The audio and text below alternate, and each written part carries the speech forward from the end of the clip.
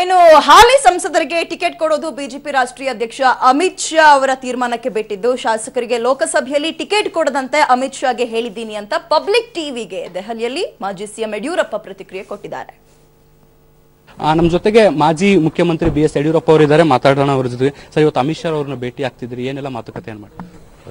ಲೋಕಸಭಾ ಚುನಾವಣೆ ದೃಷ್ಟಿಯಿಂದ ಕರ್ನಾಟಕ ರಾಜ್ಯದ ಸ್ಥಿತಿಗತಿಗಳೇನು, ಅವರ ಅಭಿಪ್ರಾಯಗಳೇನು, ಅಭಿಪ್ರಾಯ ತಿಳ್ಕೊಂಡು ಮತ್ತೆ ಬೆಂಗಳೂರಲ್ಲಿ ಕೋರ್ ಕಮಿಟಿ ಸೇರಿ ಒಂದು ಅಂತಿಮ ಪಟ್ಟಿಯನ್ನು ಕಳಿಸ್ಕೊಡ್ಬೇಕಾಗುತ್ತೆ. ಯಾಕೆಂದ್ರೆ ಚುನಾವಣೆ ಇನ್ನು ಕೇವಲ 6 ವಾರ ಉಳಿದಿದೆ.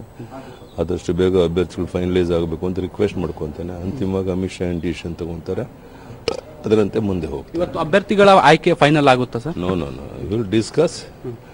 ಆಮೇಲೆ ಅವರ ಸಲಹೆ ತಿಳ್ಕೊಂಡು ಬೆಂಗಳೂರು ನಾವು ಕೋರ್ ಕಮಿಟಿ ಸೇರ್ತೀವಿ, ಅಲ್ಲಿ ಫೈನಲೈಸ್ ಮಾಡಿ ನಮ್ಮ ರೆಕಮೆಂಡೇಶನ್ ಇಲ್ಲಿ ಕಳಿಸ್ತಾರೆ. ಹಾಲಿ ಸಂಸದರು ಇರೋ ಪೈಕಿ ಒಂದಿಷ್ಟು